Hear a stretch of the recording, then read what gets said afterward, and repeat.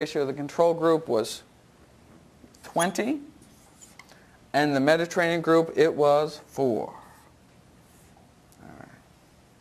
All right, well, what's an omega-6, what's an omega-3, and why does the ratio make any difference? Well, fats and oils are made up of constituents called fatty acids.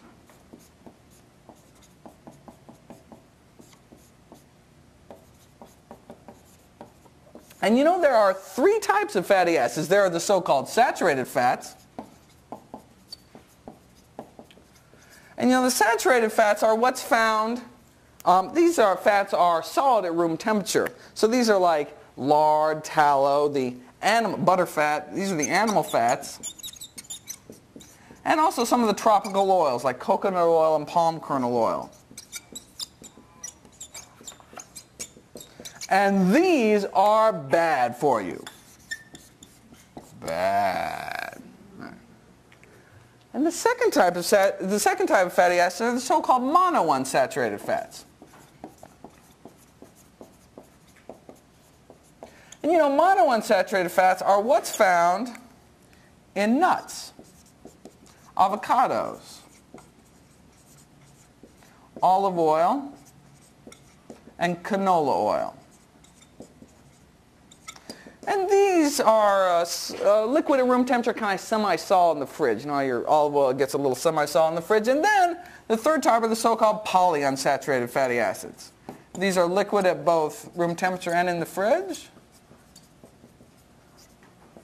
And you know, there are 2 types of polyunsaturated fatty acids, the so-called omega-3s and the omega-6s.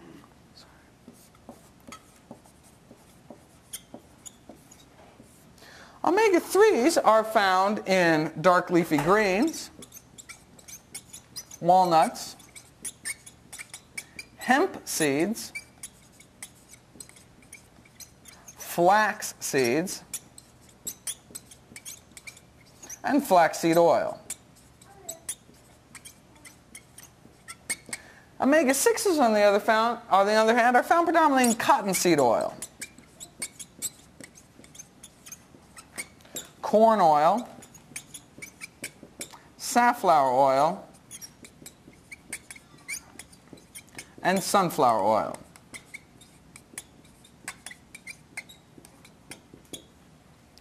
Now, to understand why this ratio makes any difference, we must take a quick diversion into the making of a heart attack. We all start out with wonderfully healthy coronary arteries when we're born. And the reason why coronary arteries are so important is because they supply the very blood supply to our heart muscle to allow it to pump. But then for some reason the inner lining of our arteries gets injured, and that injury can lead to inflammation.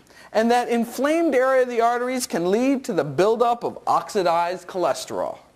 And so inflammation is called the so-called fatty streak stage of atherosclerosis, and that buildup of oxidized cholesterol is the so-called atherosclerotic plaque stage, and that plaque can burst, forming a clot in your coronary arteries, cutting off the blood supply to a region of your heart, and that can lead to sudden death, a fatal heart rhythm, or just damage your heart and set you up for another heart attack or heart failure or all such of other terrible things. Now, up until now, all the attention has been focused on this stage. You know, the buildup of oxidized cholesterol. And you know, that's the stage we rock at. Not only do we have much lower cholesterol levels, but because of all the antioxidants we eat in our fruits and vegetables, we keep what little cholesterol we do have from getting oxidized. Okay? But what about all these other stages? That's where omega-3s come in. There is an enzyme in our body that converts the omega-3s we eat to a magical substance called EPA. And some of that EPA goes on to produce magical substance number 2 called DHA. Monounsaturated fats are good for you. These are great. What's so great about these things? Well, they block the inflammation stage. They even block the clot formation stage. They even block this whole sudden death thing. No wonder they're so great.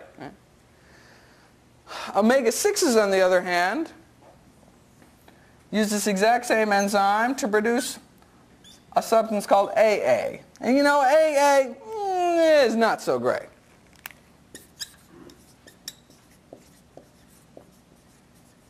But you know, we need both of these in our diet, omega-3s and omega-6s, because these are the so-called essential fatty acids, meaning our bodies can't make them. We need to take them into our diets. Now, up until 100 years ago, our bodies, we've been eating about roughly equal amounts of omega-3s and omega-6s. So we've had an omega-6 to omega-3 ratio of about 1 to 1, or 1, maybe 2 to 1, about equal amounts of omega-6s and omega-3s in our diet. You know, and our body's smart. It knows all about this great and not so great thing, right? So when we eat about equal amounts of omega-3s and omega-6s, this enzyme prefers omega-3s. Right? And so when you eat about equal amounts, this enzyme kind of makes omega-6s wait in line, and so you make a lot more of this stuff and less of this stuff, and that's great.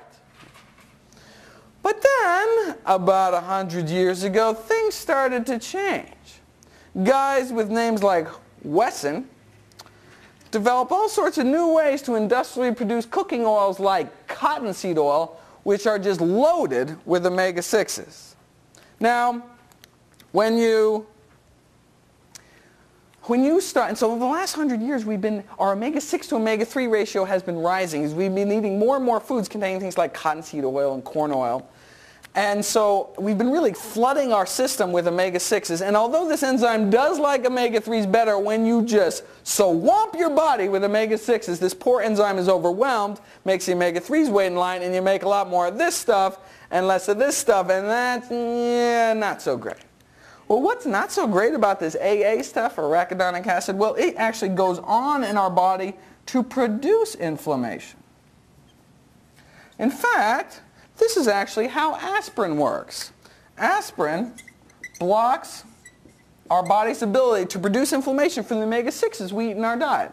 And that's why many health professionals would have people at high risk for heart disease take an aspirin a day. All right, so the ideal ratio, intake ratio, should ideally be less than 4 to 1. 4 omega-6s for every 1 omega-3. And I said, wait a second. I thought the omega-3s were the good ones. Well, yes, indeed, but again, this enzyme prefers omega-3s, such that you can eat 4 times as many omega-6s and only 1/4 the amount of omega-3s, and you still make all the EPA and DHA you need, or at least that's the theory. All right, so 4 to 1 or less. Well, so if you look at the latest studies, meat eaters, the ratio for meat eaters was about 7 to 1. Not so good. The ratio for vegetarians, though, was 10 to 1. And the ratio for vegans was 15 to 1. There was a recent study on vegan kids that found a ratio of 44 to 1. Just off the charts. All right, well, where do most people get their omega-3s? Well, in this society, mostly from fish, some in poultry, a little in eggs. And not only are vegetarians not getting enough omega-3s, but it turns out in surveys that for some reason vegetarians are getting 2 to 3 times as many omega-6s as the general population. For some reason, vegetarians and vegans are just eating a lot of processed foods containing cottonseed oil and corn oil. And meat eaters can cheat. The flesh of oily fish like sardines contains preformed EPA and DHA. Right? So fish eaters don't have to worry so much about this ratio, don't have to worry so much about this enzyme, because they're getting EPA and DHA directly into their diet. And that's why you give people fish oil capsules and their risk of heart disease drops, dying from heart disease drops about 30%. And that's the reason why the American Heart Association recommends 1 to 2 fatty fish flesh meals a week. And that's reason number 1 why vegetarians may not be doing as well as we should. Okay, so what's a vegetarian to do? Well, how do we get our ratio down? are ratioed down to facilitate the making of this stuff and less of this stuff. Well, wait a second. Maybe if we ate more omega-3s and less omega-6s, that would work. All right, well, where do we get omega-3s from? Yes, indeed, greens and walnuts, but you would have to eat a lot of spinach salads with walnuts every day to get your omega-3s for the day. Thankfully, the most concentrated source of omega-3s on the planet is not fish, it's flax seeds. Flax seeds are one of the world's original health foods, been widely prized throughout history. Hippocrates used them. Mahatma Gandhi himself was right, ain't he always, when he said, wherever flax seeds become a regular food item among the people, there will be better health. He actually did say that.